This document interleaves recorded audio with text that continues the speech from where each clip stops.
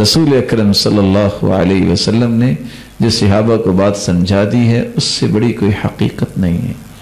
इलाज करवाओ, बिच्छू किसी को काट ले, याद होगा आपको किस्सा सही बुखारी का, कबीले का जो चौधरी साहब है उसको बिच्छू ने काट लिया।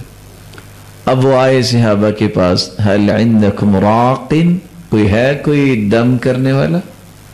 काट दम तो करेंगे पर अब शर्त लगा के करेंगे, तुम्हारे पास गए थे तुमने मेहमान नवाजी नहीं की, अब हम भी इतनी बकरियां लेके तुमसे करेंगे।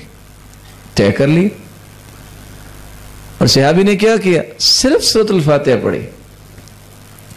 वकअन्नमा नुशित मिन इकाल, इस तरह दर्द दूर हो गई जिस तरह कोई गिरा बंदी थी खुल गई। सोचने की बात यह है कि अगर बिच्छू काट ले तो सूरतुल फातिहा पढ़ के आराम आ सकता है, तो सर दर्द आराम नहीं आ सकती इसके फातिहा के साथ। वहां हमारी टॉप प्रायोरिटी पे पैराडोल क्यों है? मैं मना नहीं करता, आप लेनी चाहिए, लेकिन यकीन कुछ दीन और इबादत और कुरान के साथ भी बनाना चाहिए। रसूल अकरम सल्लल्लाहु अलैहि वसल्लम ने फरमाया है, तहज्जुद से जिस्म की बीमारियां खत्म हो जाती हैं।